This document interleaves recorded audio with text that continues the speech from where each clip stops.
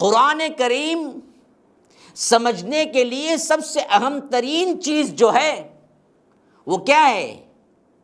وہ ہے رب العالمین کی عطا کردہ نعمتیں اور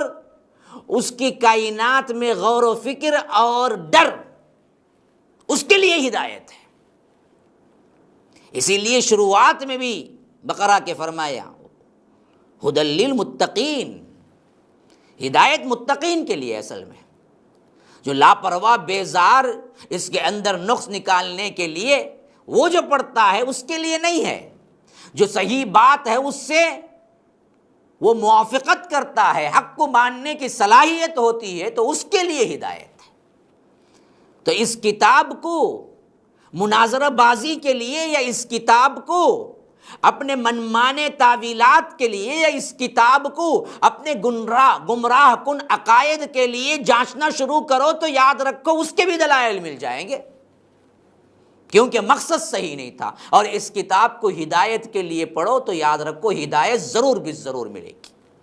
جو لوگ ہمیں کہتے ہیں کہ ہم نے فلاں چیز نکال دی، ہم نے فلاں کام کر دیا، ہم نے کیا کیا، یہ نہیں کیا، وہ نہیں کیا، ہم کہتے ہیں اللہ کی قسم یاد رکھو، تم قرآن کی تلاوت شروع کرو اور اس تلاوت پر نیت اور یہ دعا کر لو کہ اے اللہ جو صحیح راستہ ہے مجھے وہ صحیح راستہ بتلانا، پھر پڑھو، اللہ کے فضل و کرم سے تم صحیح توحید پر آ جاؤ گے، کوئی اور راستہ تمہیں نہیں ملے گا۔ ہاں، اصل چیز تو نیت ہوتی ہے نا جی،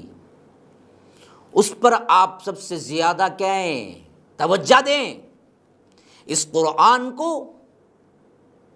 ہدایت کے لیے پڑھیں گے تو ہدایت ملے گی، ضلالت کے لیے پڑھیں گے تو ضلالت ملے گی۔ یضل بہ کثیرا ویہدی بہ کثیرا، اسی قرآن کے ذریعے ہم بہت سوں کو راہ یاب کر دیتے ہیں اور بہت سوں کو گمراہ کر دیتے ہیں۔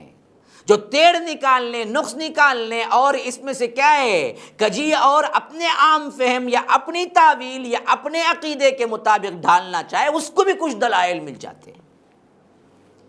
کوئی شراب کو حلال کرنے کے لیے قرآن کھول کے بیٹھ گیا تو اس کو یہ آیت مل جائے گی، یا ایھا الذین آمنوا لا تقربوا الصلاۃ وانتم سکارا، اے لوگو جو ایمان لائے ہو نشے کی حالت میں نماز کے قریب نہ جاؤ۔ مل گئی آیت، بول دیا بدبخت، قرآن میں ہے نا بھائی، نشہ بھی کر سکتے ہیں، ابھی نشے میں نماز کی چھٹی بھی ہے، آج میں تو لے لیتا ہوں فجر بعد ہی پھر عشاء تک پڑا رہتا ہوں، پوری چھٹی ہو گئی ہے نا۔ اس کے لیے گمراہ کن فرق،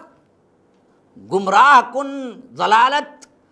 اور اسی طرح کیا ہے ذلتوں کی اتاہ گہرائیوں میں گرنے والے فرق، وہ بھی قرآن کو اپنے منمانے تعویلات میں سمجھنے کی وجہ سے ہی گمراہ ہوئے۔ تو اس واسطے طے ہو جانا چاہیے پڑھنے سے پہلے قرآن و سنت کو ہم سمجھیں گے رب العالمین کے سمجھائے ہوئے طریقے پر، جو کہ اپنے حبیب کو سمجھایا اور اللہ کے رسول نے صحابہ کو سمجھایا۔ قرآن کو منہج سلف کے اعتبار سے جیسے صحابہ نے سمجھا ویسے سمجھیں گے تو ہدایت ہوگی، ورنہ تو اپنے طریقے پہ سمجھیں گے تو ضلالت ہوگی۔